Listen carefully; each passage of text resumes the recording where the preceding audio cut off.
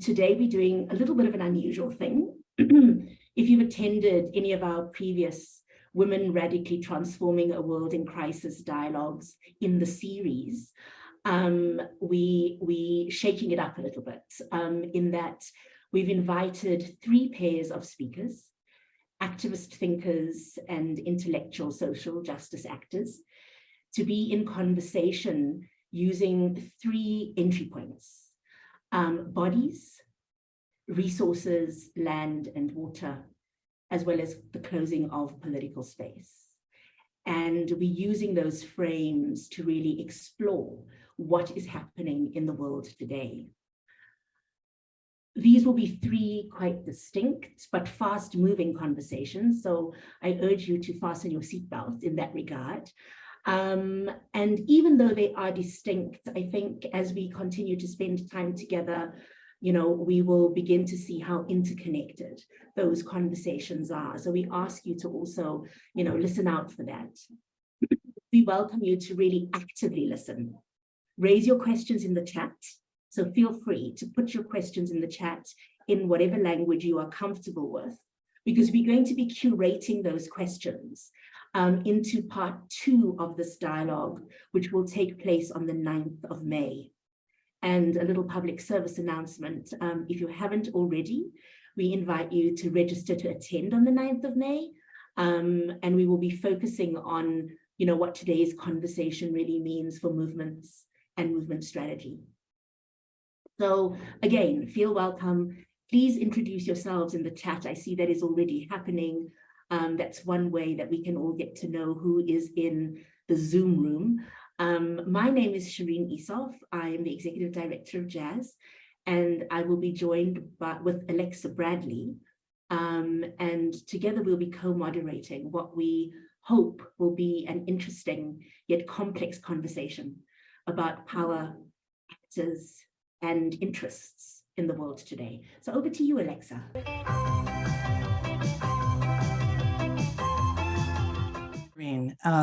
This is a really an honor to be with this incredible group of people speaking today, and all the listeners. Feels like a powerhouse. We're going to begin our conversation today where we always begin with jazz, which is with the experiences of women in our day-to-day lives. And I think because there's no more intimate and maybe no more political terrain or territory than our bodies, we'll start there. I'm really honored today to have two people in conversation, Phumi Matetwa and Sonia Correa, who will be starting us off on that conversation. We're going to start with you, Phumi. When you look out at the world from where you're sitting, whose bodies are under attack at this time in the world, and why is that happening? Over to you. Thank you, Alexa. Hello, everybody. I'm excited to be in conversation with Sonia and many others, who have really tracked the attack on bodies. I think it's not surprising for us as feminists to recall that even women's bodies have been under attack for not being good women. But more and more, we are also seeing as capitalism is failing to solve the problems of the world, as the states are failing to respond to the many needs that society is facing, including the way in which, diseases like COVID have affected us. We're seeing trans bodies, queer bodies, migrants and refugees. We're seeing the continuing of people living with HIV across the globe. We're seeing land defenders, farm workers, everyone basically who is fighting against systems that have been established to either moralize or advance a capitalist project for gains. And when we think about the interests around these bodies, really we can see that the biggest part that we are facing, us as activists and movements on one level, has to do with a fight for civilization, the morals, the values that are being purported as values that are going to save humanity. are the ones that we are facing a large battle against. On another level, we are seeing also the unfortunate ways in which some of the ways in which the unwanted, undesirable bodies, our bodies, are playing in the terrain is that it's causing major divisions amongst us, possibly in a time in which more and more we need to actually lean on each other and work together and understand these deeper powers that are moving and the bigger interests that are moving. And so the bodies that are basically feeling the brunt of it are largely marginalized, historically oppressed Black and brown people who happen to be those land defenders, refugees, LGBTIQ folks, migrants, and so on. And this requires us to seriously think about what does this mean for movement work? Thank you, Phumi. I think you're painting a really clear picture of the many kinds of bodies that are under attack. I want to turn to you, Sonia, to build on what Pumi's just said. How are these kinds of attacks, these kinds of marginalizations, exclusions, to the violent attacks, how are they related to the consolidation of right-wing or authoritarian power as we look out and see that emerging in the world?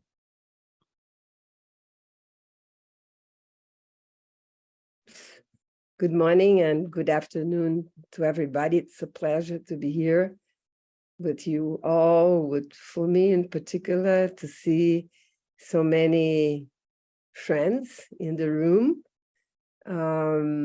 I thank Jas for the invitation.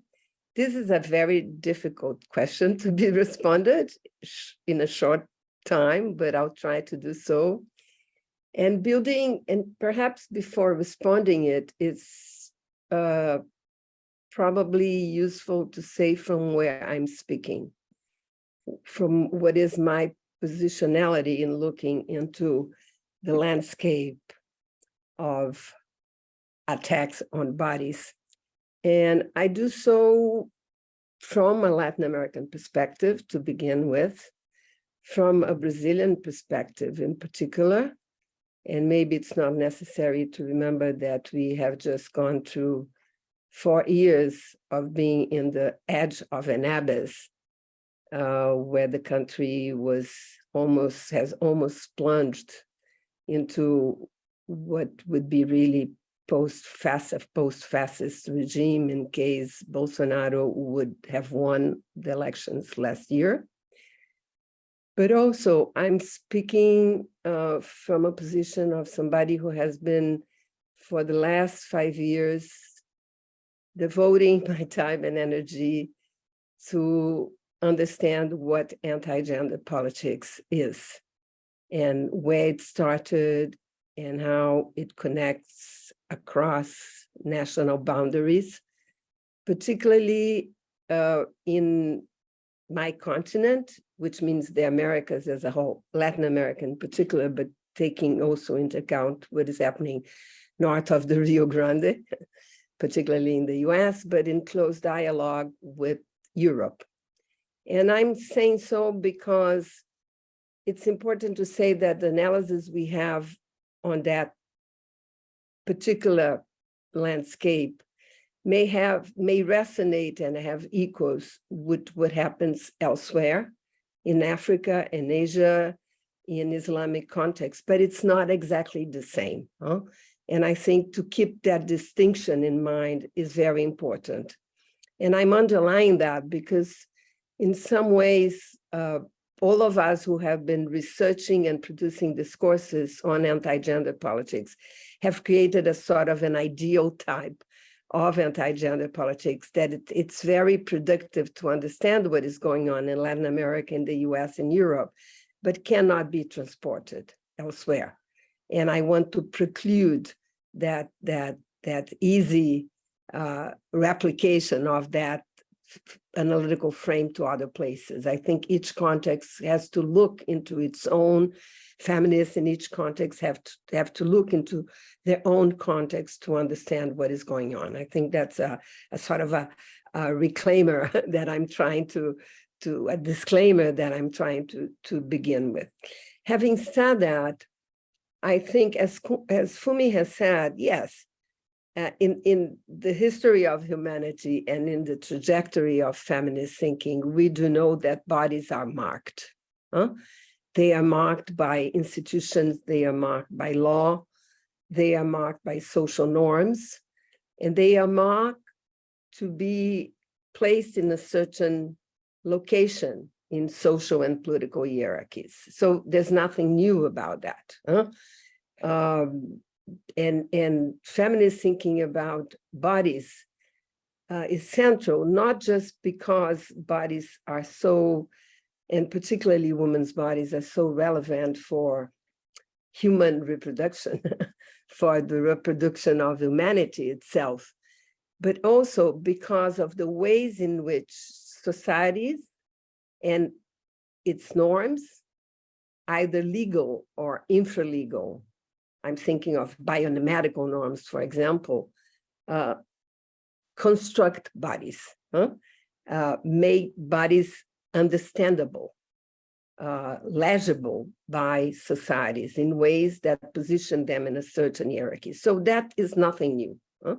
It's about race, and it's about sexuality, and it's about reproduction. We have been going through that for very long. I think what is key today when we look to that from the lenses of anti-gender politics, which are one key component of the ultra-right turn of right-wing populism that has been taking over, particularly in the provinces I have been working with, is that it's not just that bodies are targeted, as Fumi has said, particularly the bodies of whose identities, whose desires do not conform with dominant norms, but also bodies that are excluded from an economic point of view, either migrants or poor people or Black people or indigenous people, depending on where you are. But I think that what is critical to understand is not just that bodies are attacked, but ideas about what bodies are and how bodies are constructed and how they exist in the world are at the very center of the right-wing agenda today. What I'm trying to say is that differently from the past, and the past I'm not talking about 100 years ago, I'm talking about the 80s, the 90s, even the early 2000s. Yes, abortion was under attack by the right-wing forces. LGBT rights were under attack, same-sex marriage, contraception was under attack. But now what we have is an attack on the very conception of gender. The feminist theory of gender is under attack. The constructivist theories of gender are under attack, which, as you know, are deeply intersected with race and with class and with other forms of marginalization. So it's a war against bodies, and it's a war around ideas on what bodies are, and around bodies, what bodies are and how they fit in a certain political, social, and economic order. So it's not bodies detached from the political order, but a key element of that. And I think it's very important to understand that.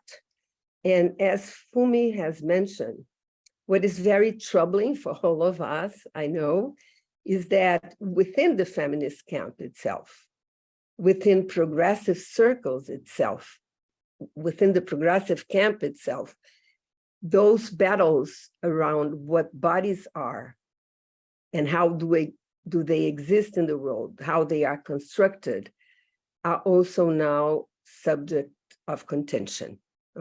There are sharp differences within in the feminist camp about the conception of what bodies and sex difference is. So I think we need to have that very clear. So we have moved beyond the war on bodies, which is very old, to reach a point where the ideological and political battles around what bodies are at the center of the political conjunction of the world in the 21st century, if you want. Sonia, thank you so much for that. You've put a lot on the table, and I want to ask Phumi, if you, sitting in a different continent, want to comment on some of the resonance you hear with what Sonia's raising, and if there are particular ways that the narrative is showing up in your context that resonate or have a particular form from where you are. Thanks, Alice. Indeed, thank you so much, Sonia, for those thoughts.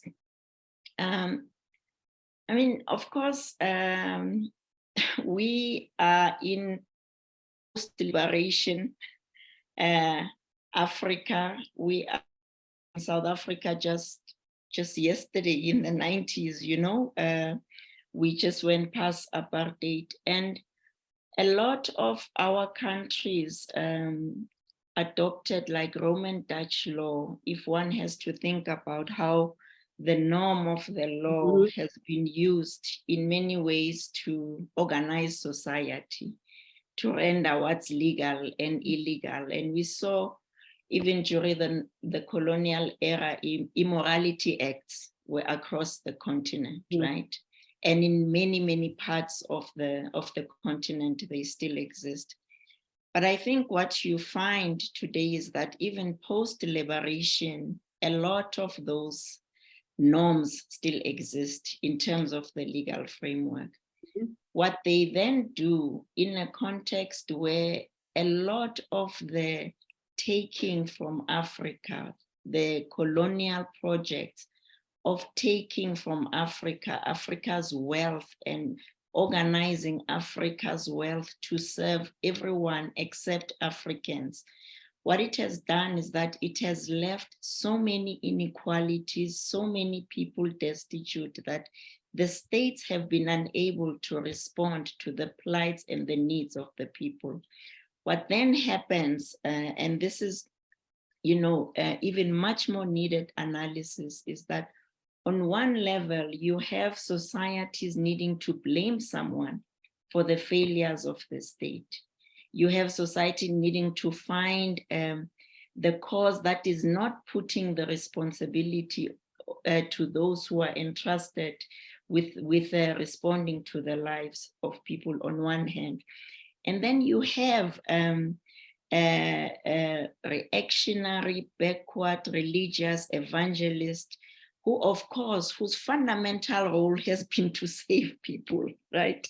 And in that role of saving people, they also add to say, as we are doing this through aid, through the missions and so on, we will continue to tell you that unless we eliminate these forces in society, whose bodies are LGBTIQ, whose bodies are the feminists who are empowered, who are rejecting patriarchy on a day-to-day, the non-good women.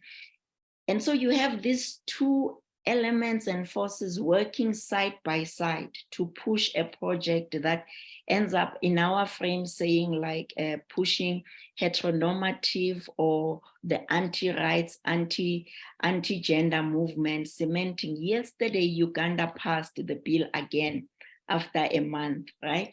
A bill that basically says, I, as a lesbian, should receive the death penalty if I am in Uganda.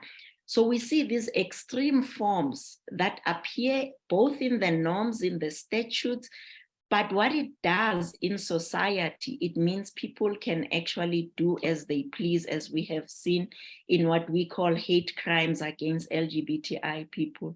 And what it does then, furthermore, it's like more and more divisions in society that are not enabling to think of a vision of society that can enable people to live next to each other. So we see like different forces of powers in operation, in some ways supporting each other, but also in contestation, because the one is pushing more of a moralistic position, whilst the other one is pushing more of a quest for the elite state actors to remain in power in that form. Wow, I feel like what you have both put on the table is an incredibly rich analysis of what's happening if we look at the world through the lens of bodies. But you're already weaving the connections across what's happening with the state, what's happening with different actors who are jockeying for power and domination of what is determined to be the society or the good and right people. And I think as we shift the terrain, we're going to come through several doors this morning, as Shireen said. We're going to keep weaving that, because what we can see is, while these are often framed as separate issues, what we're doing is a much more interconnected, intersectional analysis of what's happening in our world. So I want to thank both of you so much. We're going to come back to you in full conversation after we go to our next two pairs. So thank you very much, and over to you, Shireen.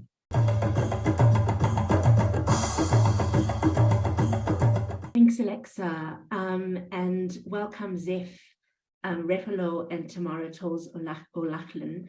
Their bios are in the chat if you would like to get to know our next two conversants in a little bit more detail, but building on the conversation that we've just been part of.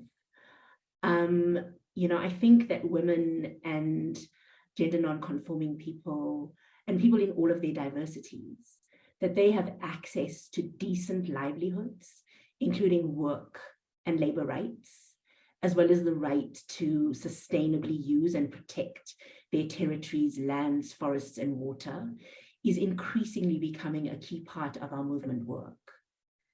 And more so in the light of how it is that power is configuring in terms of that terrain.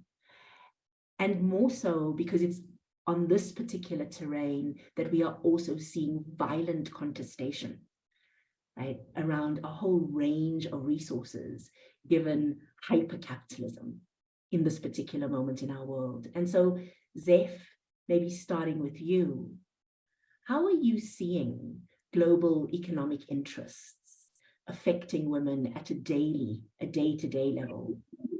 What does this mean for how it is that women are surviving? Thanks, Shireen. You know, decisions, both good and bad for the community, begin with the need to eat and survive.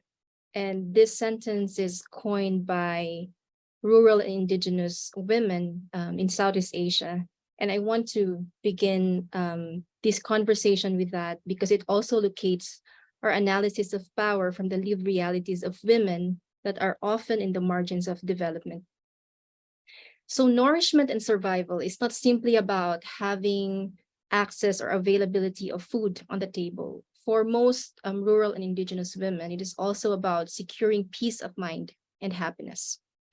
This is the very definition of women farmers in the rural areas, particularly in Quezon province in the Philippines, where I come from, who are practicing organic farming.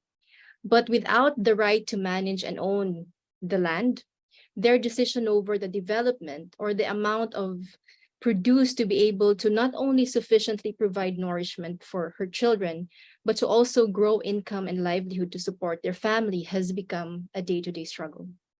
Now, these are the same women who needs to do multiple jobs in order to send their children to school, because high incidence of rat infestation in their gardens or extreme and unpredictable weather conditions have ravaged their produce. In improved circumstances where they are able to grow enough produce, certification to qualify as organic products becomes really inaccessible. She does not have the capital, the land, the infrastructure to build her case. She only has the knowledge, the practice, and the body who shouldered care and commitment, but in its totality has no cost in this current economic iteration. It is important to note that the use of economic system, the word system in the economic configuration brings with it a set of cultural shaping norms and a set of perceived truths that's influencing social contracts, which means that what determines appropriate and acceptable is mirroring the prevailing economic model. It sets the parameters and scopes on who are part of and who are excluded. And what is this current economic iteration mirrors exactly? From the experiences of these women, it mirrors a paternalistic expansion that facilitated the continued intrusion, extraction, and even extinction, among others, and altered a whole culture of subsistence, of self-reliance, of sovereignty, and has positioned care work, local knowledge, and local practices as a way of life, as invisible. It's not about leaving no one behind anymore. It's about leaving no land unextracted, leaving no country unintruded. And I know these are a lot of words, but I think my point was we need to interrogate the very heart of whose interest is this current economic infrastructure facilitating. Early this year, we've heard a report from Oxfam that the world's richest 1% that captured 54% of new global wealth has actually increased to 63% in the past 2 years. The past 2 years where all of us have experienced global pandemic and are witnesses of how people have lost their jobs, have experienced deep poverty, violence, and overall economic uncertainty. This is what the world we are living. And in the current moment, women are continuing to organize, navigate in the uncertainty, but also that they're exhausted, burnt out, traumatized. And it's not always like joy and success, but it doesn't mean that they're also giving up. Women are organizing spaces for them to be able to debrief, reorganize, and re-strategize. But I think in the bigger scale of things, our continued solidarity and analysis of power as the center of how we move forward is critically essential, and seeing these issues as interconnected and not separated from each other. Thanks, Seth. Thanks, Seth, for that. And I'm going to turn to you, Tamara. I think, Zeph, you've really painted a picture of how hypercapitalism and extractivism is ravaging our world and our bodies in a range of different ways. Tamara, to you, how is this commodification and exploitation impacting our world, and what's driving this? So I would love to come up with a complicated answer, but it's the same thing that it's always been: greed and fear. We are currently, I'm coming to you from the South within the North in the United States, and I can tell you that the contest is the same as it's always been: multi-generational contest over power, with a highlight that the positionality of the planet is no longer a thing that human beings can drive. Like, we're very close to the point where our ability to maximize extraction is limited by the Earth's capacity to receive it, which is not different than a gender discussion, because the dynamics of power have always been driven by wanting to absorb the thing that belongs to the commons and to many into the hands of a very small number of people. In the context of environment and gender, that means the same norms and scare tactics and tropes and lies about who is dangerous and what that means and where risk is being put on a burden, on a backs, burdens, capacities, and images of women, of people of color. And the closer you are to marginalized, which being a woman makes more possible, being in a feminine body makes more possible, being in a body that is being politically vilified is more possible. So there are a lot of, what's underlying it is 4 generations in the workplace at the same time is a place where you can see it. So by 2030, 75% of folks who are deemed to be boomers will retire. They're calling it the Great Retirement.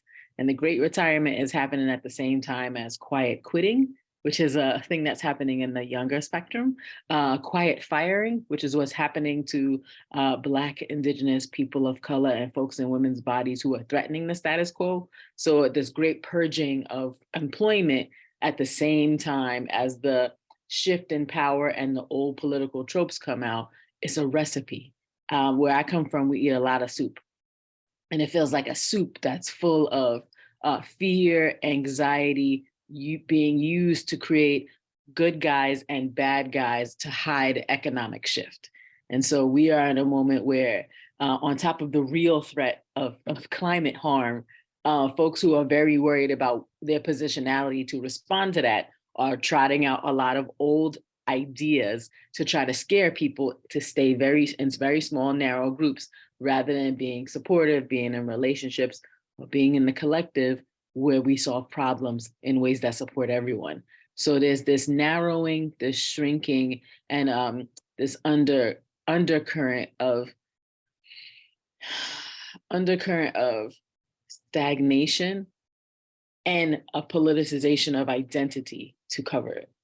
So same old, just Thanks, Tamara, for laying out and reminding us that it's the same old, right? And that soup, right, is not so tasty or nourishing in any shape or form right now. I want to stick with you, and then I'm going to come to you, Zeph. You threw in there something very casually that's actually very substantive.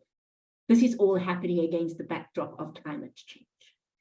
And so I want to ask you to just stick with that for a minute and share your thoughts about how it is that you are seeing climate change complicating this soup further, making it more.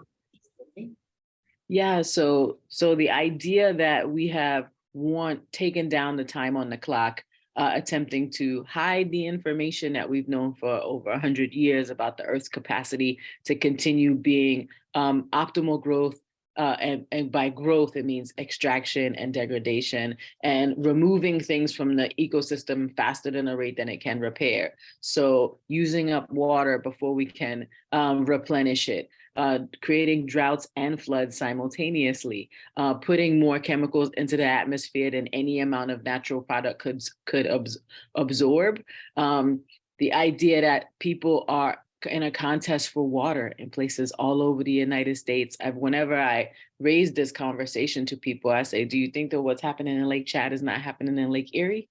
Like, we are in a moment where what's happening in Detroit, what's happening in Jackson feels very much like we're in the same conversation. And for folks who have the privilege of being able to pretend they are different, they are doing that. But really, the contest for water makes the contest for money seem cheap, small, and manageable, because you cannot live without water. A report was released recently that said that air quality is really has been a linchpin. You can tell that people's health is going to go down if it isn't already, because on top of the water being unavailable, the air is poisoned. And every time there's another incident or a burning or a derail or a chemical fire or explosion or a spill, that continues to endanger the balance, the delicate balance between the amount of things that get produced and the way that the earth absorbs it. And so when that happens, it creates a lot of other realities for folks who are already living in the margins, who are already vulnerable,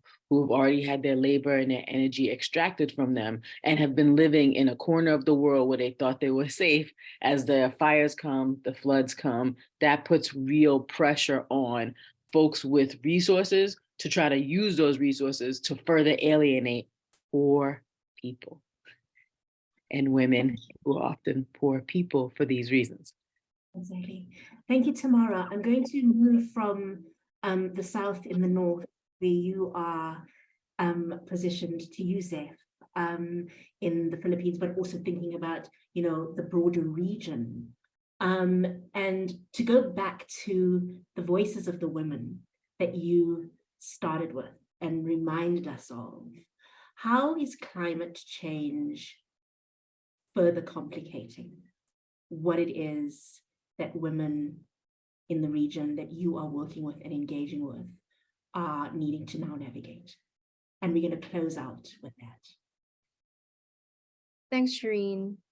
As we all know, the climate emergency, as how they described it, is not simply by accident. We all know that it is by design. As Tamara mentioned, you know, these corporations have known the impacts of their fossil fuel extraction years and years, and they've even paid, you know, millions or billions of dollars to just cover that reality that we will all come to the point where we all have to endure these catastrophic impacts of the climate crisis. All of us will have a taste of what it would look like, but women, particularly in the global South, will have to bear most of its impacts. And poor and marginalized women will have to manage and work double time or triple or quadruple to even recover. The degree of how we are prepared, we are rehabilitating, or even how we are reconstructing will never be the same because of the external circumstances where women are poor, women doesn't have access to resources that would help them plan ahead of time, or will allow them to relocate, or the privilege to even relocate or to think about relocation for that matter. Science, technology, resources to mitigate catastrophic climate is available.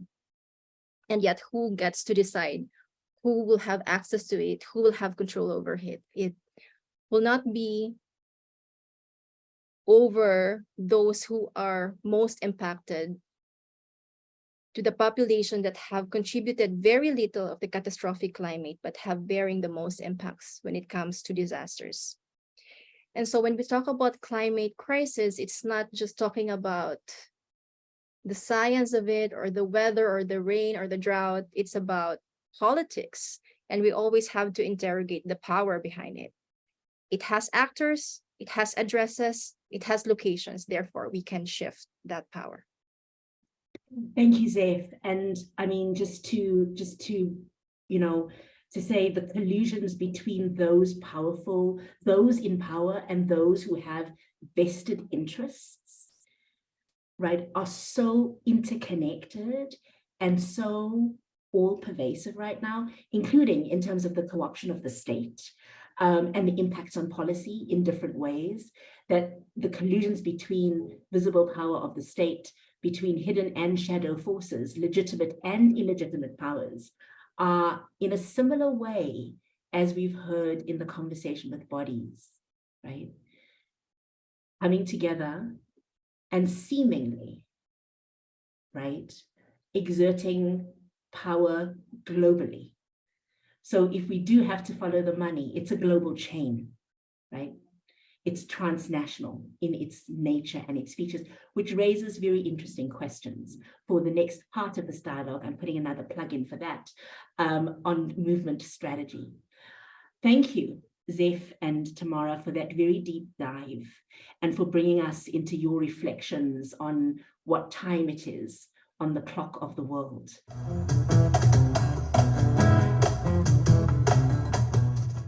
Our fast-moving conversation here, we're now moving to look directly at what both Zeph and Tamara were speaking about, of really interrogating directly the power of the state in this conversation. And what we can hear, I think, clearly from the speakers so far is the extent to which the necessity of our voices in this time. I'm going to invite Owino Okech and Patricia Adon to join me now in this conversation. And we'll start with you, Owino. From where you're sitting, what reflections do you have about why is political space closing and what form is that closing taking? Thank you, Alexa. Thank you, Shireen. Thank you, Jazz, for the opportunity to be in conversation as well with you, Patricia. I think there's a lot of crossover between what folks have already talked about in terms of some of the broader structural questions that we are seeing coalescing in this moment. So without repeating too much, I do want to signal the debates around gender scholarship, feminist theories, critical race theories as some of the intellectual ways in which space is closing, the space of gender and gendered bodies, and some of the ways in which we see various forces organizing to mobilize, to entrench specific positions, but also to resource ideas that travel in different ways, whether they're traveling through legislation, as Pumi pointed out, or traveling through political parties and various kinds of social movements that are working against feminists and other critical social justice movements. Obviously, the broader questions about capitalism and climate change that have been alluded to. So really just to reinforce the fact that I think those ideas travel from where I'm sitting, they travel from where I'm from, which is Kenya and on the African continent. And I think this is the moment that it reminds us that the transnational connections are absolutely necessary in how we fight these forces. For those of us who are interested in imagining freedom and justice in particular ways, we cannot focus our attention on the national or the region, and our work must be connected across contexts. Thank you, Owino. I think I think we're already starting to see how what you mentioned is happening in all of these different conversations about these transnational, transborder dilemmas, both in terms of what we're facing, but and again, a plug for next time, the implications for our own strategy. So thank you for bringing that in. Patricia, what kind of impact is what Owino has put on the table? What kind of impact is that having on activists, on civil society, on movement formations? Thank you, Alexa, and thank you everyone for being with us today. To start, as Sonia did, I'd like to contextualize what we mean by closing of spaces. I think movements, by their own nature, because they have been contested, they have fought for change throughout history, they have had to fight to open spaces of participation. That hasn't come easily, especially in countries in the South. And I think what is happening now is that in a lot of countries where the democratic model, where the configuration of a democratic state was functioning, has started to or is failing in a significant way in terms of providing services and forces and actors, not just the state, other actors that are savagely extracting common resources. The impact goes much beyond the people, the groups, the sectors that were historically more oppressed. So that we are seeing this impact, and this impact is being felt in groups and in communities where it wasn't felt in this way in the past, where it wasn't experienced this way in the past.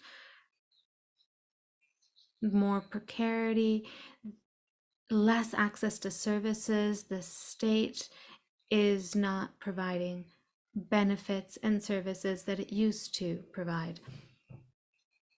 I think that all of this is having different impacts. The panelists have already mentioned many of these.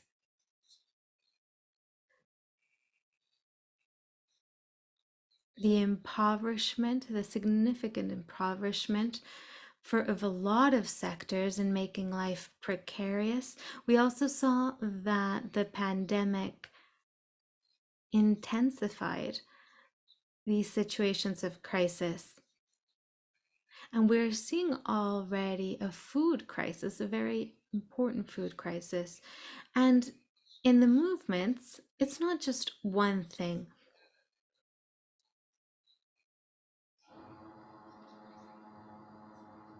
And it's very important the different positions that the movements have, because these are also different. And I think sometimes we have to sort of read the fine print of the movements, not to stay stuck in the local, but to be able to integrate a much more integrated analysis.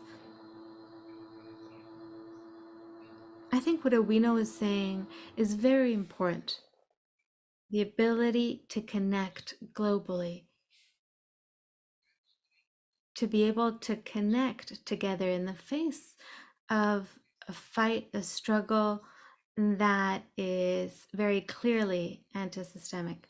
The crisis of the neoliberal model is clear, and I think is what has led to such a brutal reaction on the part of conservative and fundamentalist forces in the world.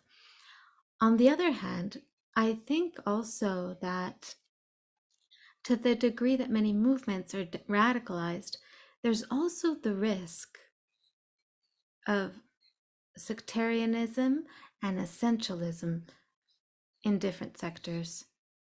And that, in my opinion, is something that we should pay a lot of attention to, because it can polarize movements. And this is an obstacle for having dialogue and conversation, even when we want to talk about what we're discussing, what are we debating. At the same time, it represents an enormous opportunity to be able to build bridges between movements, to be able to learn from each other, and to identify the problem as a more systemic analysis in a global context.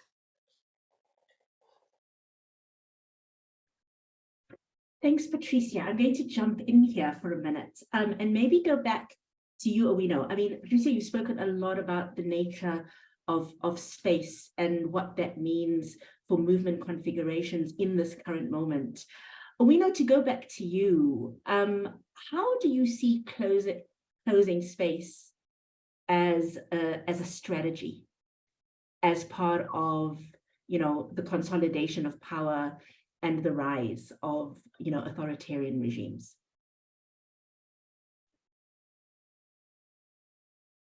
I think there's sort of two ways to look at that, which is to recognize that power is never a given, it is taken. And that when strategies are put in place by state and non-state actors to limit voices that would challenge the status quo, voices that would imagine different kinds of worlds, then the sort of closing, the shrinking, the repurposing of political space becomes an important strategy for that. So for instance, you can think about the place that Christian evangelicals or religious fundamentalisms writ large have played in mobilizing and getting particular political leaders into office. We are not talking about members of parliament, we're talking about significant political leaders, whether you're referring to Bolsonaro, who had a really significant and massive support from the evangelicals, whether you think about Trump and his mobilization of the far right and other Christian movements, or you see the range of political actors that draw on religious fundamentalisms, but also draw on other forms of far-right movements as part of organizing, thinking, and political ideology targeted at specific groups, as other speakers have said. I think there's utility in recognizing, as Patricia said, that for some groups, the space has never been open. I think there's utility in recognizing that, and the space has always been contested. But there's also utility in recognizing the idea of closing and shrinking space as a useful model to think with other groups that have often had the privilege of imagining that space was open. And how then do you build alliances with those kinds of groups? And I always go back, my classic example, which I always retreat to because it's a powerful example, which is around the organizing around what was called the Bahati Bill that has now made its way back into the Ugandan parliament yesterday, which has always demonstrated the power of extremists to bring together actors that should ordinarily be working together. So the fact that these bills have a tendency to sort of coalesce a whole range of issues from comprehensive sexual rights education to sexual and reproductive health rights, to working around questions of HIV and AIDS. And then they eventually reach questions around sexual minorities and sex workers and other groups. It means that in the face of threat, all of the governance people, all of the sexual health rights people, and all of the queer and feminist organizers need to then develop strategies that recognize that our struggles are fundamentally connected at a structural level. And this idea of siloed approaches that in reality has been reinforced by the sort of development and financial, complex that has led us to have to define specific areas of work in order to attract specific kinds of funding, in order to make ourselves relevant, rather than recognizing that this piece of work connected to the other allows greater reach, allows greater impact, allows us to actually deal in a much more substantive way with the issue at its root, rather than at its symptomatic level. So that's how I think about it. The recognition, as Patricia said, for some groups, space has always been closed. What are we talking about? And the utility of mobilizing other groups under that tent that now see the space as closed. Thanks, Owino. Patricia, I see you nodding. And so we're going to close out with you. And building on what Owino has said then, if we've got to look at it inversely, what is the relationship between space and democracy? Or radical democracy, should I say? I'm not sure if I understood the question correctly, but for me, if I understand correctly, at the center is the possibility to open spaces of participation, of debate, of dialogue, if understand democracy from that perspective. To be able to build and to be able to base ourselves on the experiences of different regions and different places throughout the world.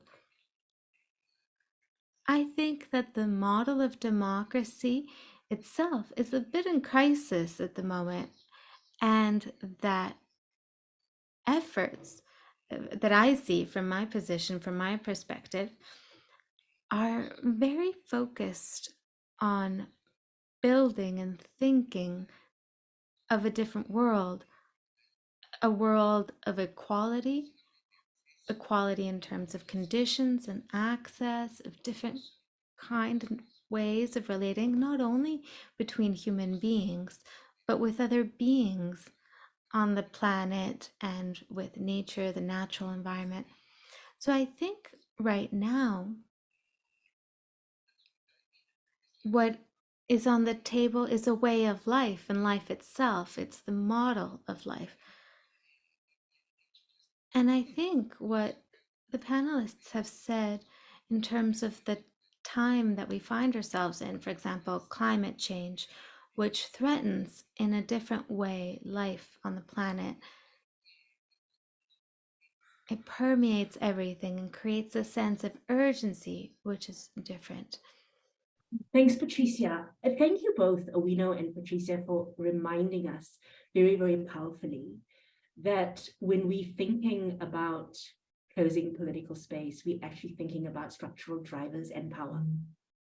And to go back to the point that Sonia made earlier in our conversation, it's about a contestation of ideas. And Patricia, what you're putting into the equation very, very firmly and strongly is it's actually about a contestation for ideas in terms of what it means to live. And so I'm going to leave you with that for a minute. Thanks to you both for sharing your thinking about closing political space, the forces that are both eroding, but also how it is that power is reconfiguring, also in transformative ways sometimes. We're going to take a minute. We're going to take a minute for a heart, mind, and body break. We realize that you've been listening to a lot. We're going to play a little bit of music, and we're going to be back to hear from our listeners. We have listeners in our midst. So we're going to come back in a minute and listen and hear from them. So a minute's break. ampun bang jago, abang jago, sorry bang jago, ampun bang jago. Great, thank you. I hope everybody actually got off their chairs and danced around the room a little bit. Welcome back.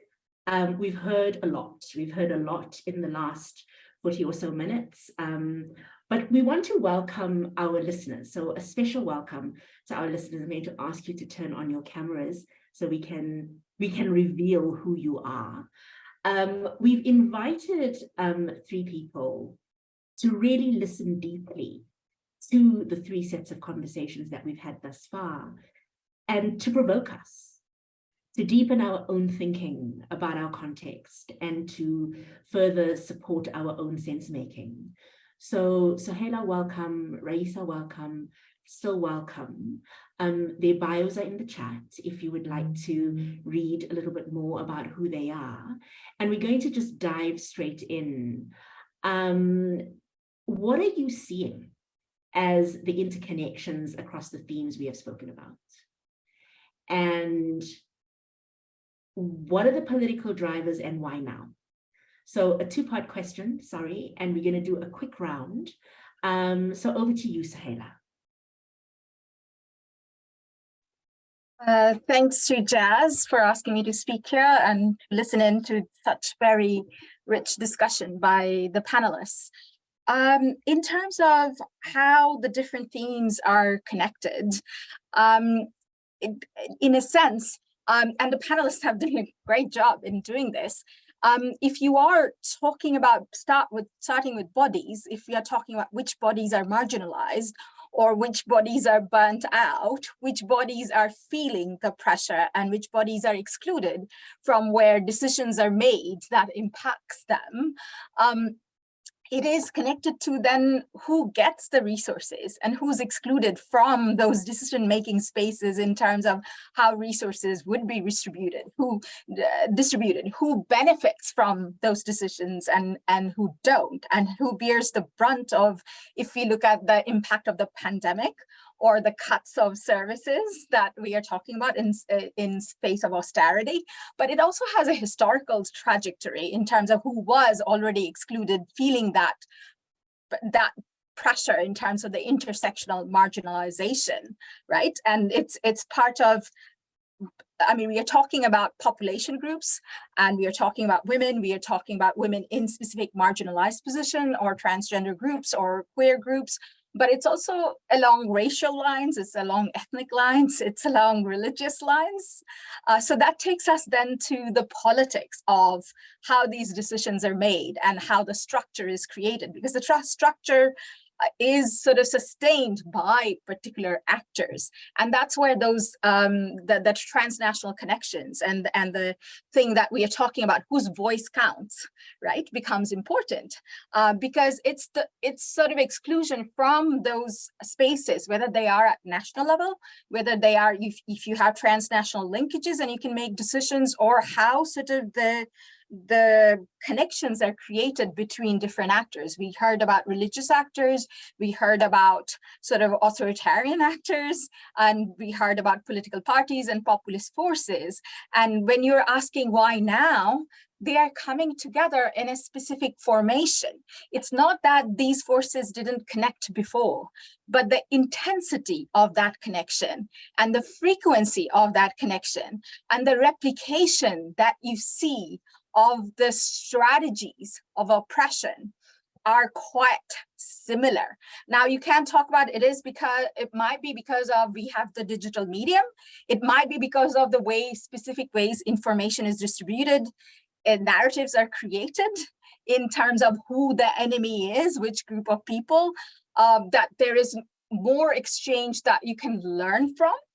But what is alarming is the degree of repression and the areas that it has expanded to. So we talked about groups who were not at the table at all, but we also talked about groups who are feeling the pressure now. And that's where the sort of, when you sort of ask about interconnection and then why now, I mean, what becomes important is when you're talking about progressive alliance building and connection between movements and etc., what can we learn from each other? What strategies would work? And also the strategies that we used to have before, would that work? In terms of creation of narratives, in terms of sort of how do you address fragmentation within the movement that we are seeing, or different progressive movements, because it requires a lot of work, because it has to be intersectional, it has to be across different groups, right? And that's not easy to build. And discomfort will always be there. We're not going to agree on everything, but then what can we work on? Because there are different interests that we need to navigate and come together, but also contest, and what contesting strategies work. So I know there's day 2, and I know there are other speakers who'll touch on this. I'm just going to stop here. Great, thanks, Sahela. We're going to go to you, Raisa.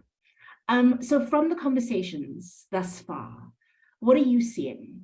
And yeah, what is it telling you in terms of consolidations of power, risk, violence, and how it is that the different yet very, very similar approaches to control, be it space, be it bodies, be it resources and territories, are essentially telling a very, very similar story about the consolidation of wealth and power. So over to you. Yeah, thank you, Shireen. So I'm also going to start off by kind of placing myself. I'm Raisa Philip, and I work with CREA. We're a global South feminist organization who have the privileged opportunity to kind of work both at a global advocacy level, but also at with some level of grassroots organizing. And a lot of the work I do is focused on South Asia. So just going back to what many of our panelists were saying, that there are definitely global trends, but also there's some danger in transposing them across spaces. So I'm really hoping to just kind of discuss what some of the, and I think this space really kind of curated that so well in terms of, looking at power through time.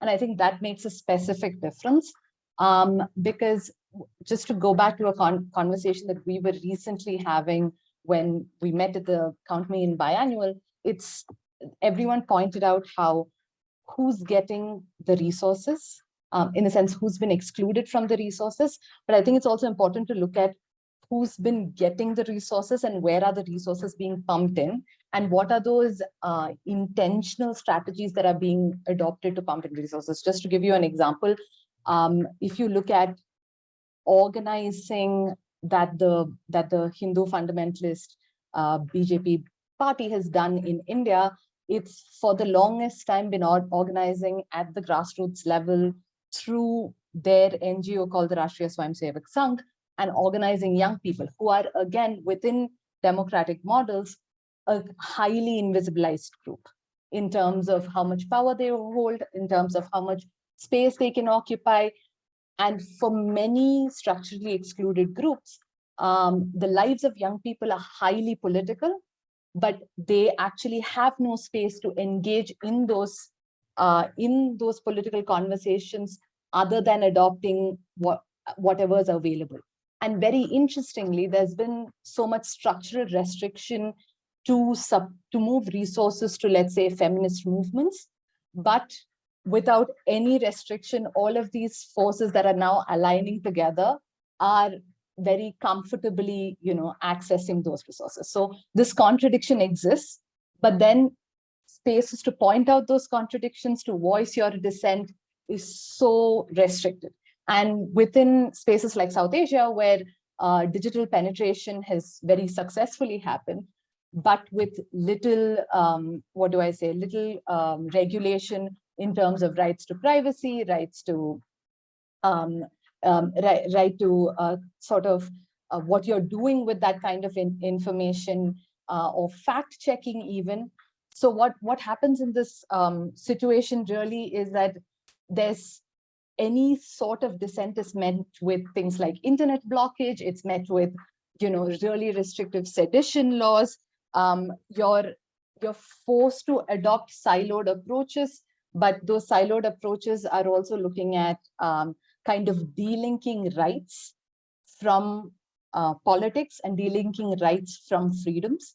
So it's not just about are we dividing up our rights? It's also about what is valid demand of rights. It's a certain kind of engagement that's very statist, that's very what people in power consider safe.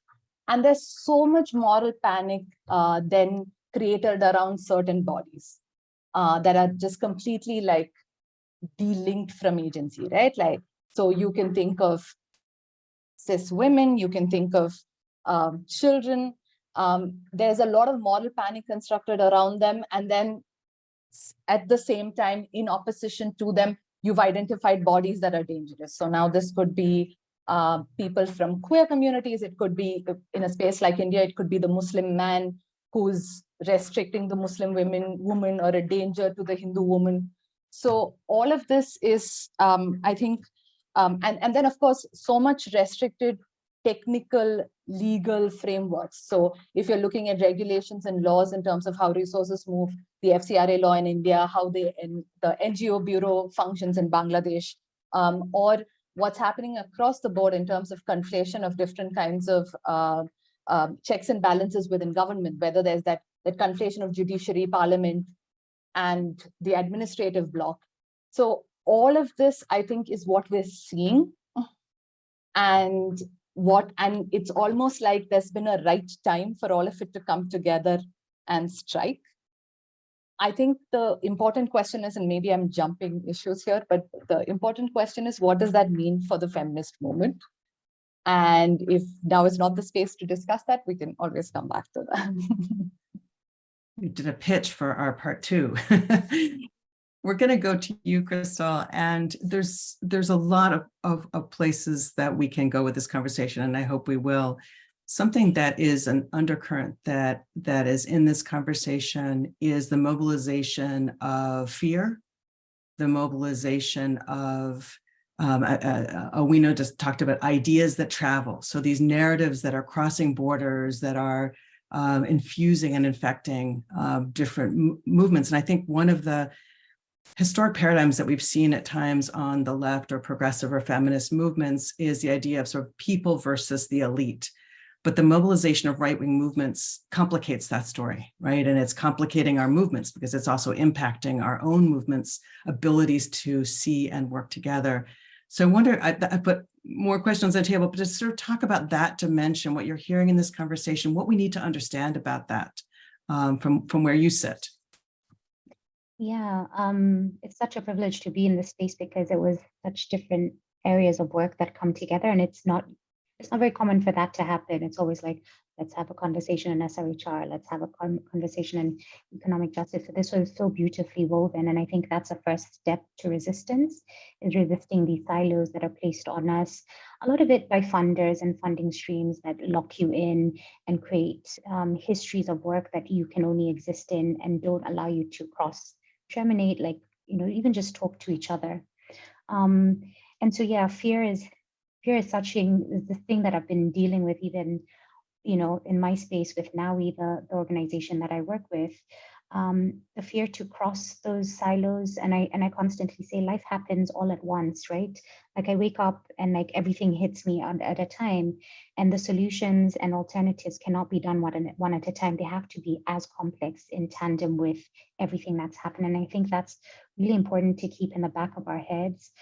Something that I'm also struggling with, and just reading through some of the questions and the comments in the chat box, is this duality of the role of the state. So I work at a Pan-African sort of regional perspective that's global facing from a Pan-African feminist lens on macro level economics and political economy, where we're constantly defending the role of the African state from a neo-colonial, neoliberal attack, right? Where the global order says the African state is incapable of providing for her citizens, is constantly incapable of doing all these things. And it's fighting for sovereignty, for space, for our states to be able to do that. On the flip side of that, if, when I engage with national and subnational organizations, the state has never provided. And the state continues to be violent, especially on women's bodies, especially on marginalized groups, Indigenous people, LGBTIQ communities, all of those groups that African states are continuously, what's happening in Uganda right now. And so how do you hold those two things at the same time is something that a lot of people are struggling with. What happens when, global neo-colonial, and some say just colonial powers are pushing down on the African state, but then on this side, it's like, give me something to fight for, and something to fight with. You're not giving me any ammunition here. And so that tension, I think, is something that needs to be, I don't know, just untangled, and we need to find a way to sit in the discomfort of it and find a way to navigate it. But also questions around, and I think it came up a little bit, but who defines what liberation and freedom looks like? And how do we create the space for people to define that in their own articulation and in their own words by themselves? And I sometimes worry that this the quickness to have global asks and global movements sometimes skews that, and the loudest voices, the most resourced voices, as progressive as they may be, are the loudest ones, and that's who sets the agenda, a narrative, a movement. And the smaller voices, the more under-resourced they are, where's their voice, and how do we create space, hold space, but protect space for them to define their own idea of what freedom looks like, to define their own idea of what liberation looks like for them, unshackled from what's already been created as a narrative of progressive freedom or whatever it may be. And so that's something that I kind of heard coming through, but wondering, how does that happen? How do we consciously make sure that that does happen? Because also we're in the space of, I think we're at a point in time where we need to be seriously thinking about world making. And that's the political work of dreaming. It's a political work of reimagining a world. And what is this world that we want? What do we want it to look like? Where there's also so much pressure from funding sources to do the work of advocacy, frontline policy influencing. But it's like, we don't know what it is until we figure out what this dream is in our head, and how do we define that, and who's defining it. So those are my few sort of questions and reflections from the conversation. It was really interesting to see how all these things fit so seamlessly together, and really brilliantly curated a space. Yeah, thanks. Thank you, Crystal. That perfectly weaves in a whole kind of a crossweave of these pieces, and I think putting the provocation of what it means to dream and define liberation and freedom for ourselves, I think is again a question that we'll want to forward to the next conversation, because I think that's it's a critical invitation and an exciting one. We, of course, are running out of time, just as we have so much more to say. So we're going to invite the panelists that were with us earlier, the three pairs, to come on camera. And we're going to ask just for a round of closing comments, just from you as you've listened to this conversation. What is one thing that feels like a critical aha, a critical insight that has surfaced for you that we want to hold on to as we continue this conversation? So I'll invite you just to step in and have a more organic conversation and just share briefly what your thoughts are as we close out.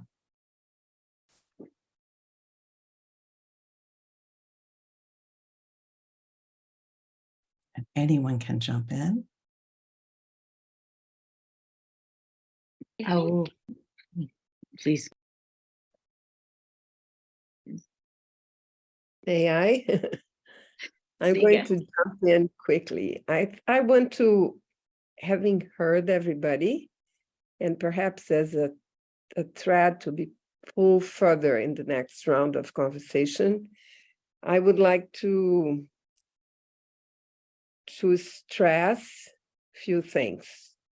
The first is that I think that the conversation has shown us how deeply connected are the question of how bodies are conceived and ideas about bodies, and the passion for hierarchy and inequality of authoritarian, conservative, powerful economic forces at play at once. And looking from a Brazilian perspective, I think the question of extractivism is not out of that picture. Let's get back to the Bolsonaro. Brazil is the sort of laboratory of that. We have going through this horrendous laboratory of that when we had anti-gender ideology installed in the state apparatus at the same time that we had the authorization, the open state authorization for destruction of nature. I mean, the destruction of Amazon was authorized. The second point that I want to stress is something that Awino mentioned, is that however we call it, ultra-right forces, ultra-conservatives, authoritarian or autocratic forces, they are highly heterogeneous and intersectional. They operate intersectional and they are capable of overcoming their differences to achieve their objectives to impact on the political, social, and economic order. And this is a point to be retained. And thirdly, in regard to that, I want to make the comment that within feminist circles, there's a trend to highlight the religious pieces of that intersectionality, evangelicals mostly, but I want to remind that they are really heterogeneous. They are both religious and secular. They are both evangelicals and Catholics and other forms of Christianity. There are Islamic forces connected. So to keep that in mind is very important. And lastly, I agree with those who have said that, well, things were bad in the past. For many populations and groups, things have not changed so much because democracy was not there, inequality was there. I agree with that, but we need to understand also what is different about what is going on. And I think the difference is something that Alexa has mentioned, is that the new right-wing conservative authoritarian forces, they are engaged in a conservative revolution. They are mobilizing politics from bottom up. What in Latin America, the Argentinian political scientist Pablo Stefanoni calls the la derecha callejera, the street movement derecha, the right wing, which is on the streets. And I think that difference is something that we need to keep in mind. And it applies many places. It's very strong in the Americas and Europe, but I think, for example, thinking of India, what Hindutva does in India has that same flavor and spirit. So I'll leave it there as potential threads for the next round. It was great to be with you. It's an open space for conversation. Compañeras, jump in. Thank you. I want to jump on maybe pick up on the last point about on the streets. One of the things that stand out for me in our conversation is, of course, the interlinkages amongst the themes, but more so, that we know what is bad, what we are against, and what is wrong, and what needs to be fixed. And yet, I think one of the things maybe for the next conversation that is important is to think, what is it that we as feminists, as activists, as movement people are thinking we actually need to do? More moving not only from the defensive, because I do think that we have so much that we need to defend because it's so much at risk, but more in the form of then what does liberation and freedom look like as a movement strategy to be already working on in this moment? And so I'm looking forward to continuing conversations and more so to thinking about how we are going to heal the fractures that are there, but more like being propositional around what do we need to do then to liberate ourselves. Thank you.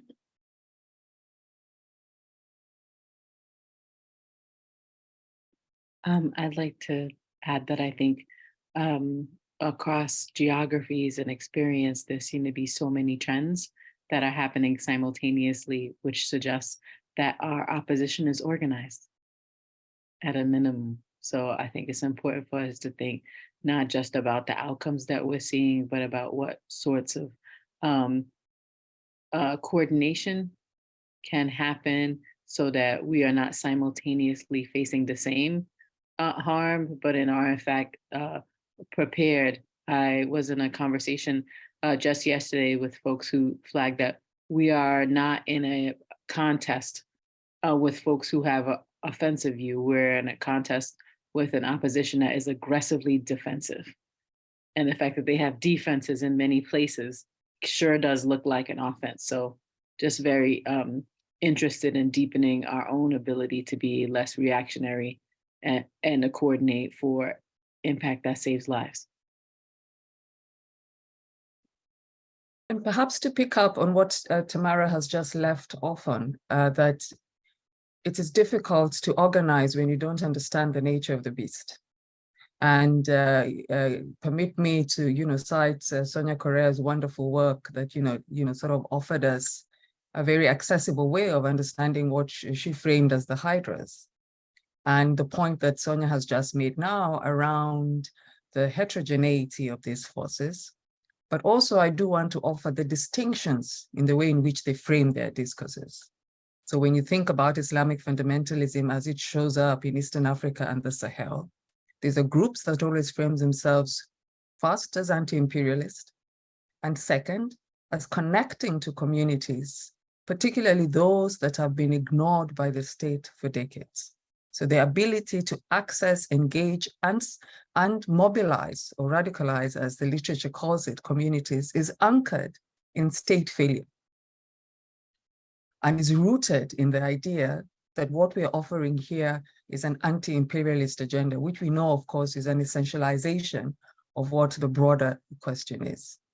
So for me, the invitation always is for movements, for us as feminist scholars as well, the importance of generating knowledge that allows us to develop strategies based on an understanding of the nature of the beast.